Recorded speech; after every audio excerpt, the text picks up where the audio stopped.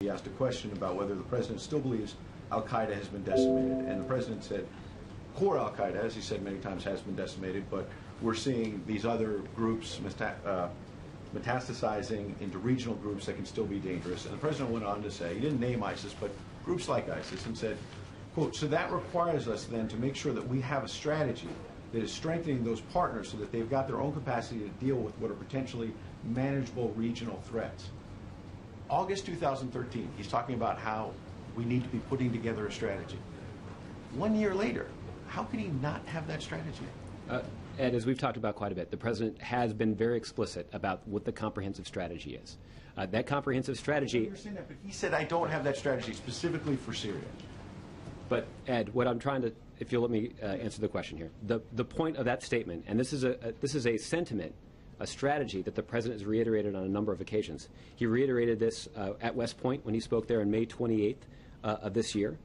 He says, I believe that we must shift our counterterrorism strategy, drawing on the success and shortcomings of our experience in Iraq and Afghanistan, to more effectively partner with countries where terrorist networks seek a foothold.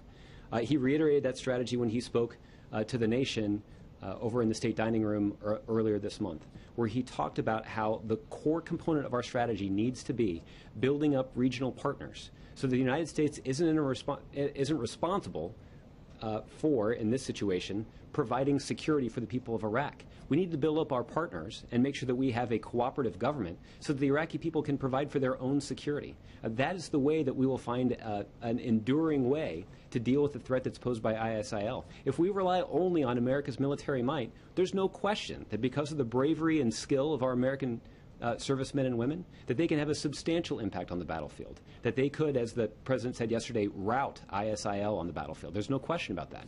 But if we want to make sure that ISIL doesn't come back, we need to make sure that we have effective partners who can provide for the security of their country and prevent ISIL from making a return. Now, there's a role for the United States to play, both diplomatically and even militarily, to support those efforts. But we're not going to be able to solve this problem for him. And I recognize that some of the president's critics don't agree. Some of the president's critics believe that the United States should act militarily, that we can go out and solve this problem for them. But that's going to require a substantial commitment of American military forces, an occupation of another country, and that's just not a strategy that the president believes succeeds. It certainly didn't succeed in Iraq last time around, and the president doesn't believe that's a recipe for success this time either. Okay? Kristen. Josh, thanks. Following up on the